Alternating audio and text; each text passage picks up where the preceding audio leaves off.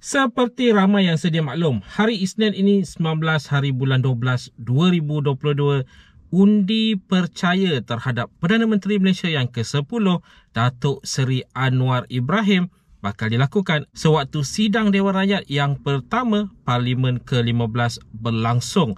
Jadi ramai yang bertanya sebenarnya apa akan jadi jika Datuk Seri Anwar Ibrahim gagal mendapat sokongan yang sewajarnya daripada ahli parlimen sewaktu undi percaya tersebut.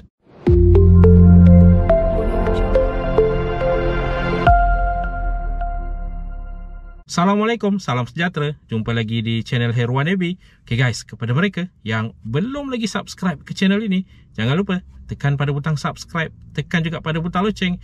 Thank you guys. Seperti yang dinyatakan di awal video sebentar tadi, 19 dan 20 hari bulan minggu hadapan, Isnin dan Selasa, sidang Dewan Rakyat yang pertama Parlimen ke-15 bakal dilangsungkan. Antara perkara yang menarik yang bakal terjadi pada hari Isnin ini antaranya adalah seperti undi percaya terhadap Perdana Menteri Malaysia yang ke-10 Datuk Seri Anwar Ibrahim. Okey, undi percaya ini untuk menunjukkan bahawa majoriti ahli parlimen menyokong kepimpinan Perdana Menteri Malaysia yang ke-10 Datuk Seri Anwar Ibrahim. Okay, jadi persoalannya ada yang bertanya, apa akan jadi jika Perdana Menteri Malaysia yang ke-10 ini gagal mendapat sokongan majoriti daripada ahli parlimen? Ini seolah-olah menunjukkan bahawa majoriti ahli parlimen tidak menyokong kepimpinan beliau sebagai Perdana Menteri Malaysia yang ke-10.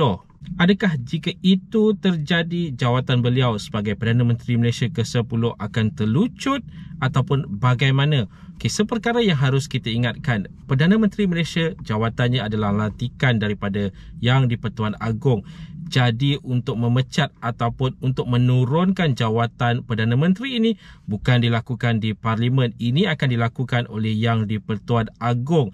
Itu seperkara yang kita harus ingat. Mana-mana Perdana Menteri di Malaysia juga sebenarnya lantikan adalah dilakukan oleh Yang di-Pertuan Agong setelah melihat perkara-perkara tertentu seperti jumlah majoriti sokongan terhadap seseorang Perdana Menteri yang bakal dilantik. Jadi katakanlah pada 19 hari bulan 12 2022 ini, katakanlah beliau ataupun Perdana Menteri Malaysia ke-10 ini gagal mendapat sokongan majoriti, bukan bermakna jawatan Perdana Menteri ke-10 itu secara automatik akan terlucut daripada beliau.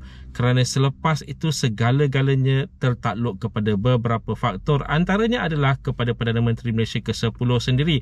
Adakah beliau ingin meneruskan dengan jawatan sebagai Perdana Menteri ataupun beliau ingin mengundurkan diri akibat daripada tiada sokongan yang cukup daripada ahli Dewan Parlimen.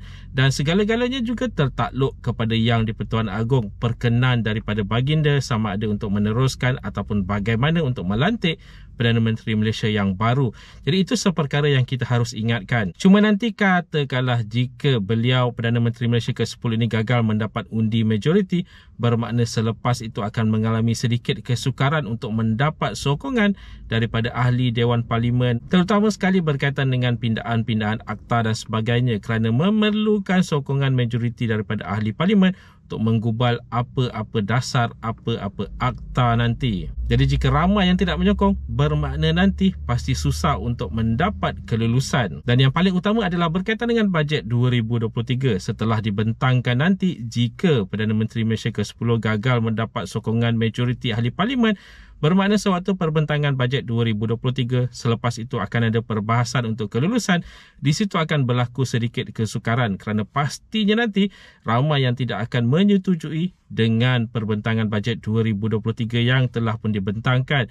Jadi akan mengalami banyak kesukaran di situ. Jadi itu apa yang bakal terjadi pada minggu hadapan hari Isnin 19 hari bulan 12 2022. Pasti menarik untuk kita lihat senario ini kerana apa yang bakal terjadi selepas itu pasti akan mencorakkan sesuatu yang sangat menarik. Tetapi jangkaan awal menunjukkan bahawa Perdana Menteri Malaysia ke-10 Datuk Seri Anwar Ibrahim ini bakal mendapat sokongan 2/3 daripada ahli Dewan Parlimen Parlimen.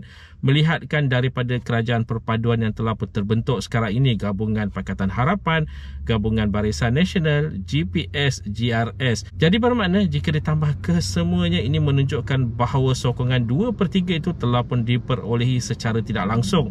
Cuma perlu diterjemahkan, suatu undi percaya dilakukan di sidang Dewan Rakyat nanti. Jadi guys, sama-sama kita nantikan pada minggu hadapan hari Isnin apakah kesudahannya polemik politik ini. Okay, itu saja sedikit sebanyak perkongsian di dalam video pada kali ini. Jika anda ada sebarang komen, sebarang pertanyaan, anda boleh tinggalkan di ruangan komen di bawah. Dan kepada mereka yang belum lagi subscribe ke channel ini, jangan lupa tekan pada butang subscribe, tekan juga pada butang loceng. InsyaAllah kita berjumpa lagi di video yang akan datang. Stay safe, stay healthy. Assalamualaikum.